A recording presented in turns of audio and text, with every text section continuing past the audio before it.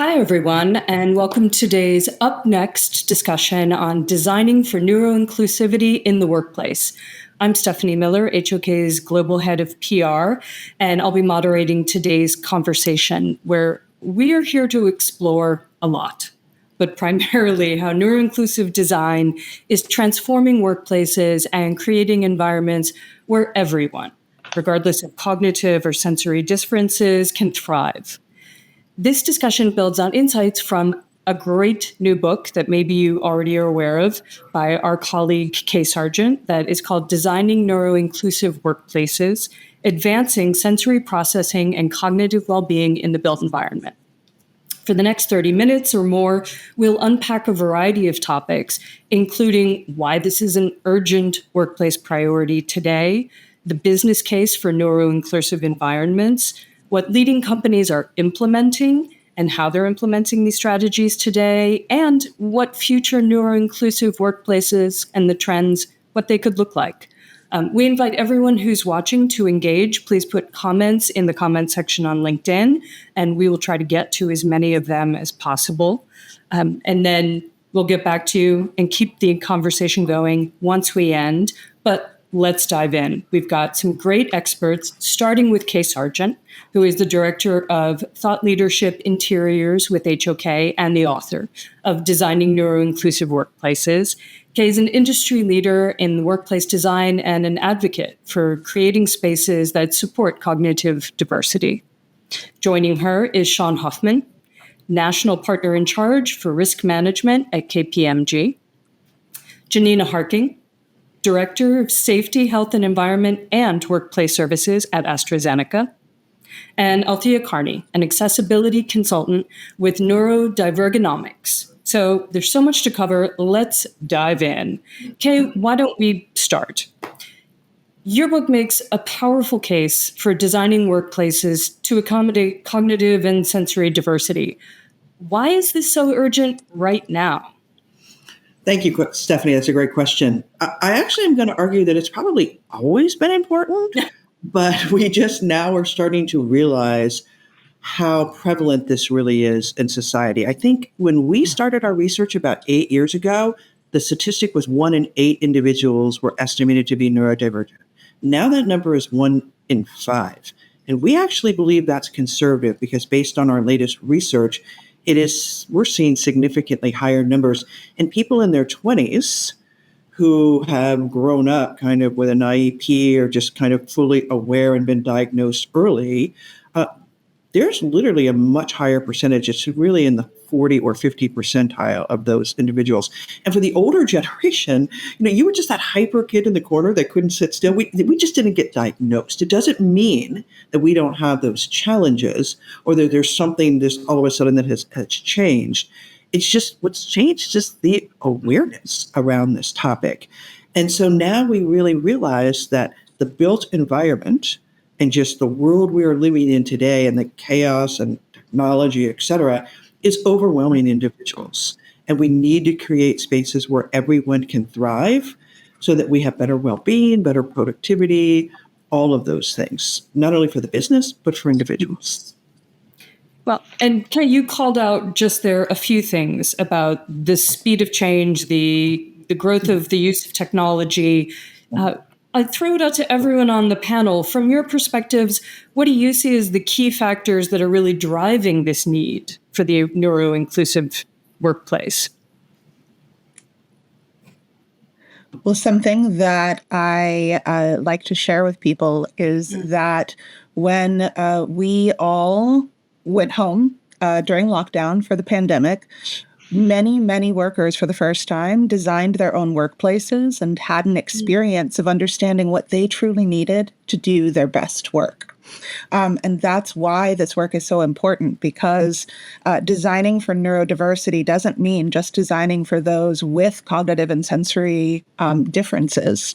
It has to do with designing for everyone and making sure that all employees have an environment that supports their best work. Hey, Althea, I would add to that, we see a lot of companies looking to bring people back into the office now. you need to make sure that the office is an attractive place to be. And so doing that means you need to make the office a place where people can thrive and where everyone can thrive. And given that everyone's different, they'll all need a different environment to do that. And then are you seeing challenges or gaps to this being more broadly embraced? Oh, I can say I probably do. I think, we need to have a lot of flexibility in the office spaces. So, with a lot of diversity within the different types of environments that we have within the offices, we are finding the need to have a lot of sit to stand workspaces, but also different zones within our offices. So whether it's quiet zones or more active zones, that is definitely something that we're looking to design as we're building new spaces for sure.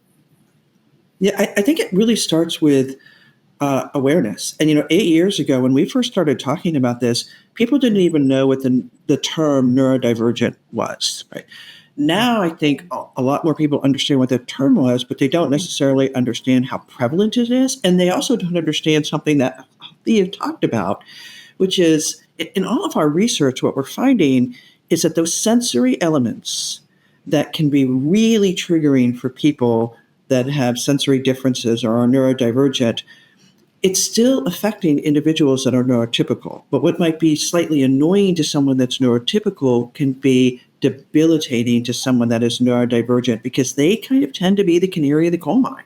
And I think in many cases, we're asking the wrong questions, right? People are saying, well, what is the cost to accommodate people?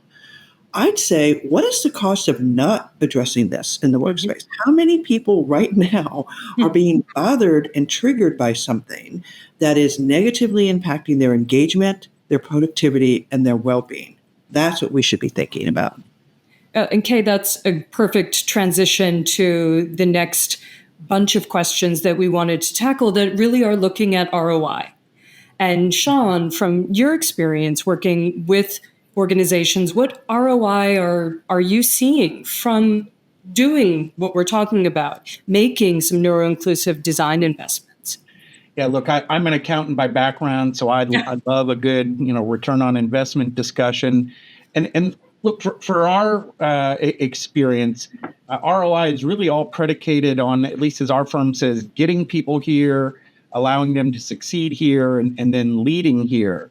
And to do that, you need an environment in which everyone, including neurodivergent individuals, can do those things.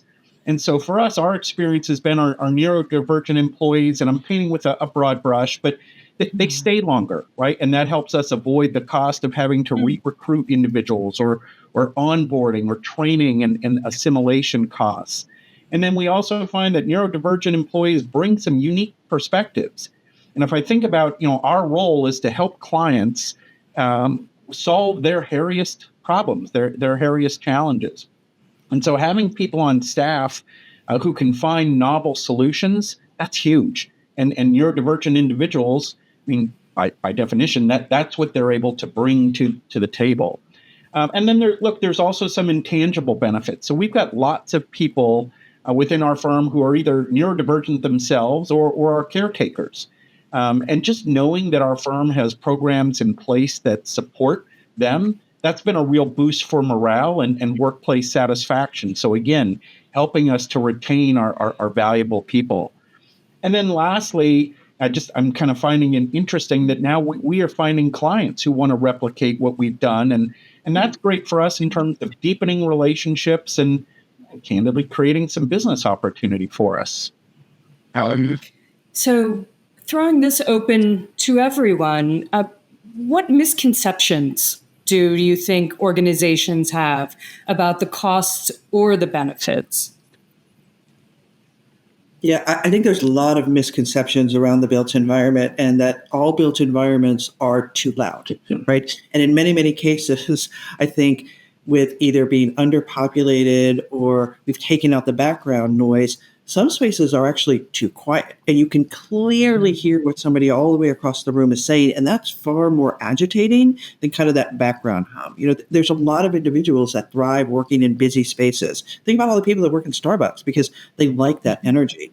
And so I think another misconception is people always assume that everybody that's neurodivergent is hypersensitive, meaning they can't take too much stimulation. So we need to make all spaces plain, bland, white spaces.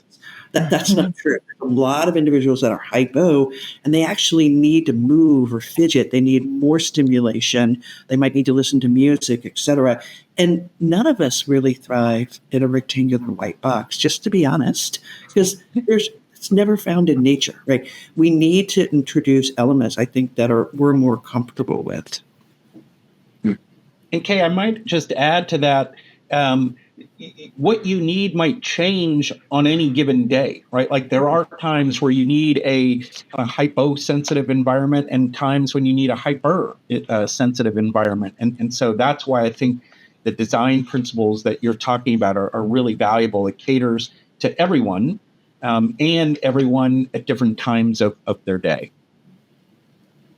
Yeah. And maybe not to put you on the spot, Sean, but have you found in these conversations with, especially now these clients, have they been surprised when they've heard what KPMG has been doing? Do you feel as though they had misconceptions about the cost or the effort it takes to begin to implement this? Is that part of the concern? They think, oh, it's just too heavy a lift? Yeah, I think one, they were surprised that a firm, a professional services firm would even be thinking about this in the first place. And then I think they were surprised at learning kind of the approach that you can take, right? Like that there's a kind of methodology per se, but kind of a structured approach and that it's not just kind of fly by night. There are some real tactical things that you can do, and it's reasonably straightforward. So as long as you give it some thought up front, it's something that virtually everyone can take on. Yeah, Stephanie, I have to chime in here because so many of our clients right now are trying to get people to come back into the office or trying to create more enticing spaces or help the people be more successful wherever they're working. And everybody keeps asking us, what's that amazing amenity that's going to magically do the trick? And by the way, if you want to know, it's people. But that alone is going to do it. In every post-occupancy evaluation, and you could just ask anybody, what are the biggest challenges? And the biggest challenges are lighting, sound, and temperature. Then it's followed by proximity and, just either being too exposed or not exposed, not having any enclosure. Those are the things that are impacting us. And yet we still are ignoring addressing those in the environment. And so to us, this is just, really good design. It makes sense, not just for people that are neurodivergent, but for every single one of us, because we are all being overwhelmed by those things today and being impacted that. So anything that we can do to address the built environment and those sensory elements within it to help all of us be more successful is a plus and a win for everyone. Right. Well, go ahead. Oh, I'd love to add to that one of the most important things that we've found in prior work is that the ability for someone to have variety and choice in their work setting and to be able to change that realistically during their day to match that environment to the task at hand is something that we found to both be crucial, but also very, very helpful for neurodivergent and neuromajority folks alike. Which is exactly what I was going to say, Althea, that Sean, you also alluded to it earlier. Everyone's needs evolve throughout the day with the tasks, with their mood. Things happen, things change, and we all need that opportunity to find new and welcoming environments. Yeah.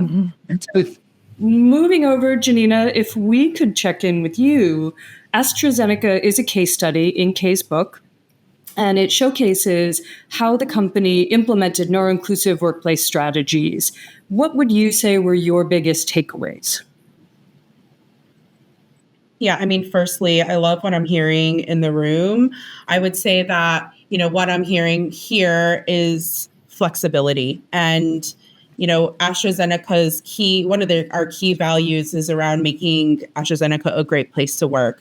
And in order to do that, we need to have a level of flexibility. And so when I think about neurodiversity, neuroinclusion, I'm thinking about providing opportunities for individuals to be in spaces that accommodate what their needs are. And so, we are a research and development facility. We're building a space in our Cambridge, Massachusetts area, and we're going to be moving in mid 2026. And we were really thoughtful about the design of that space to consider that flexibility.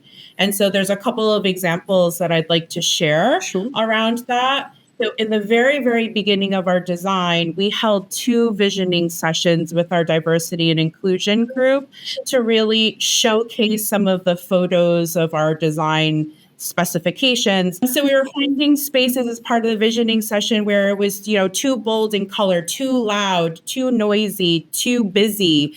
And so we took a lot of feedback from multiple organizations that, we pulled into these visioning sessions and then held 3 subsequential workshops with these groups to help really focus on our design. And that led to a number of things. We focus on our common area spaces, so our cafeteria, our auditorium, and our spaces where we knew we were going to have a lot of people. And we supported more neutral colors, but also had more bold colors too. So this is about flexibility, right? So providing pockets of areas where you have boldness of color, areas where you can have more collaboration, more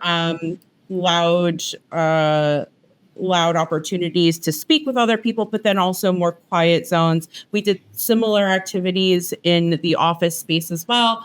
We increased biophilia. And so the ideology of being near nature, more around nature, was something that we found as part of our feedback sessions. And so, we took a lot of feedback through visioning sessions to be really thoughtful around our designs.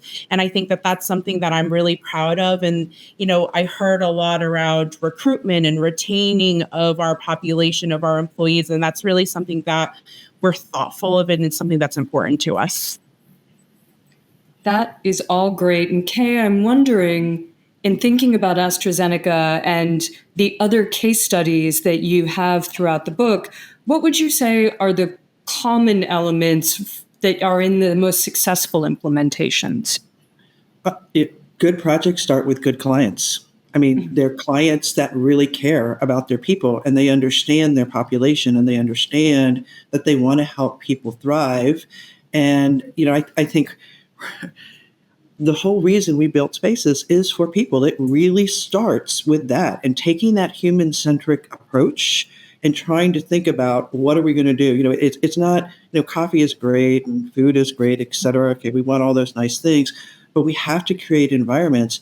And I think what's happened too is that over the years, we have tried to design space for the average person doing the average thing. I don't know who that is anymore. We are such a diverse population doing so many diverse things, and we thrive when we have a diversity, when we get those different ideas. And so I think it's really doubling down on companies that value that human-centric approach and really invest in that human capital, and they walk the walk. And that's what I love about all the case studies that we have in the book. Fidelity, AstraZeneca, KPMG, and Arup. Those are core principles of all those organizations. And then a question to offer up to everyone. How are you balancing this neuro-inclusive design with the other business needs that we've kind of touched on, like the need to have productivity, collaboration? How do we balance this kind of embracing of flexibility and choice with other demands in the workplace? I think they actually support each other. I think they're actually totally intertwined, and they're not in conflict with each other. They actually are supporting, right? If you can help somebody feel more effective and more efficient, and they're not being annoyed by sound or temperature or lighting, then they can focus more. And so those sensory distractions lead to cognitive distractions. And that's what's ultimately leading to loss of productivity, loss of engagement, loss of well-being. So I think they're totally intertwined and they support each other. I agree, Kay. I think these two just aren't mutually exclusive.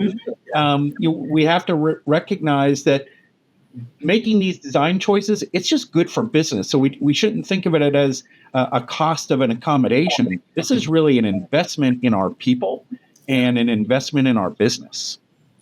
The question that I ask the leaders that I work with is, do you want to encourage all of your employees to do their best work for you?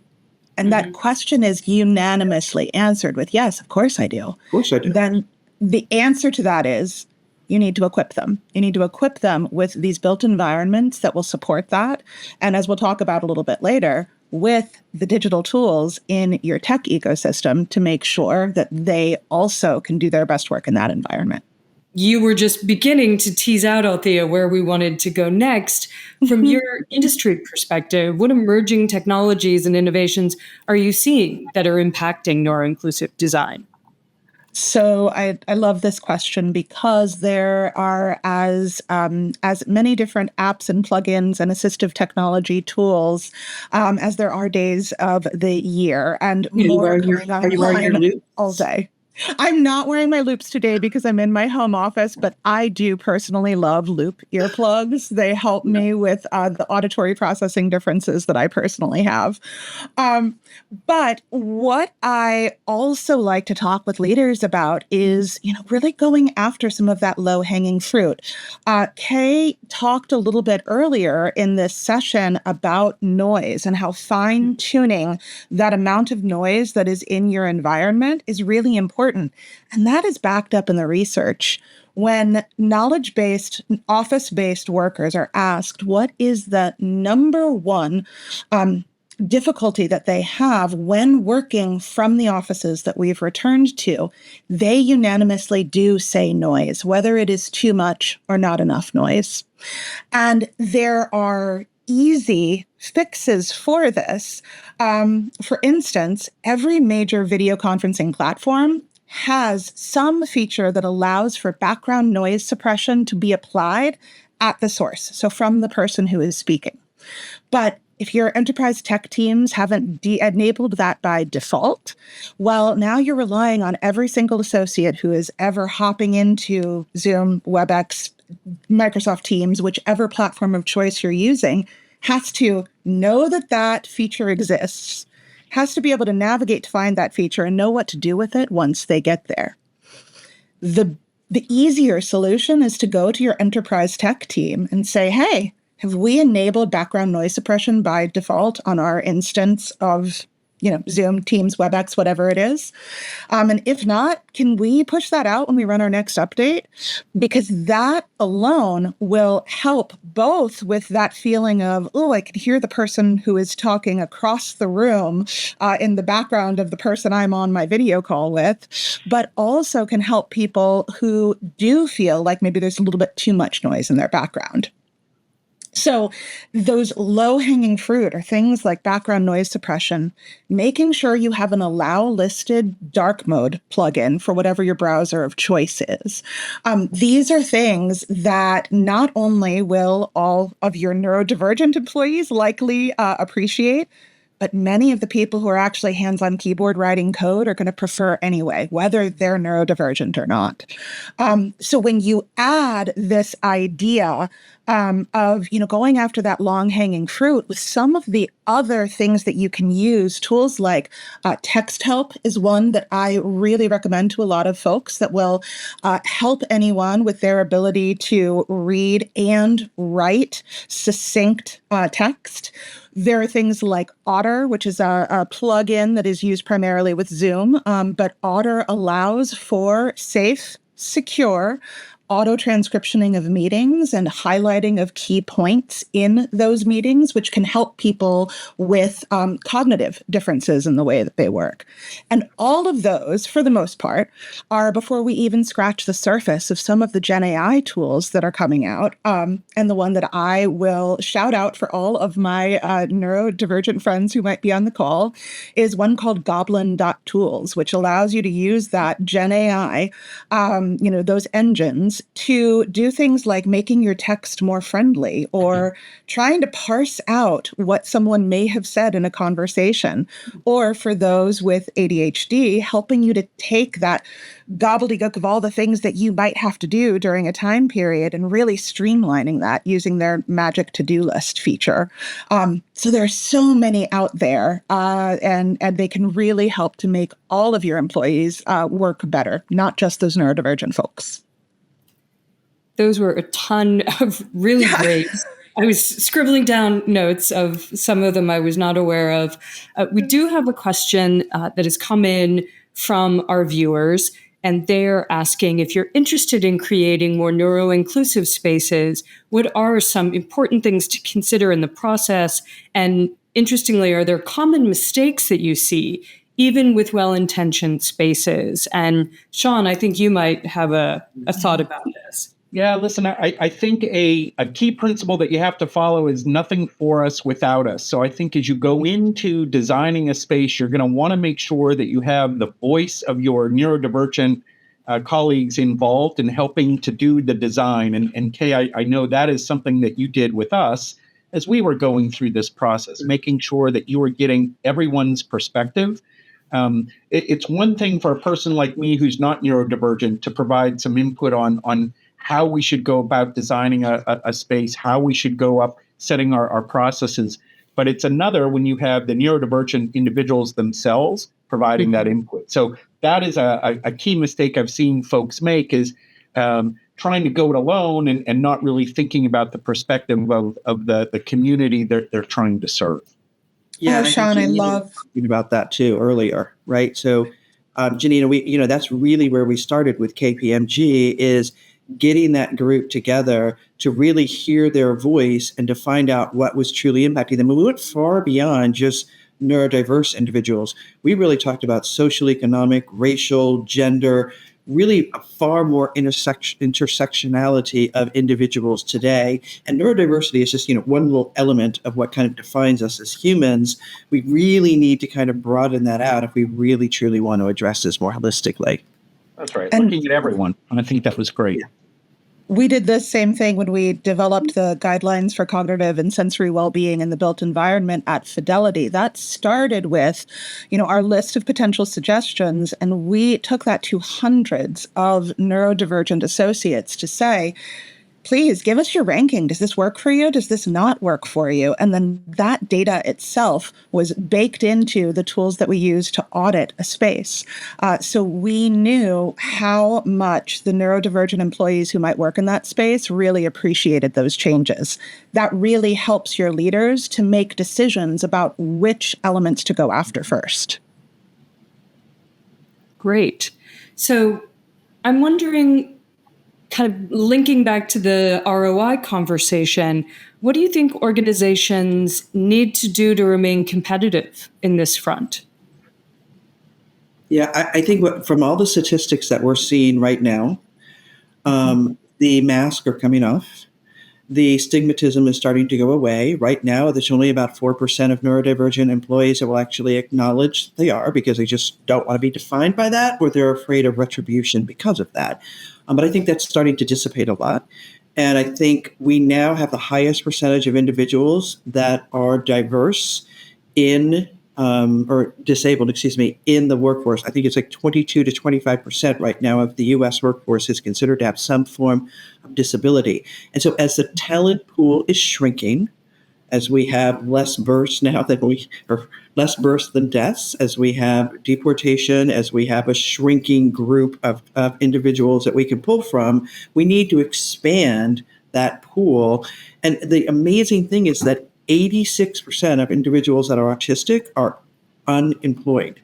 but 60 some percent actually want to be. And in many cases, they have above average intelligence. And so the question is, can we create environments that will make them really feel welcome? And I think one of the things is, if Einstein were to walk into your office today, A, would you hire him? And B, would he last, right? And the answer in most cases is probably not, because we are just not designing spaces for people that might process things differently or have different needs.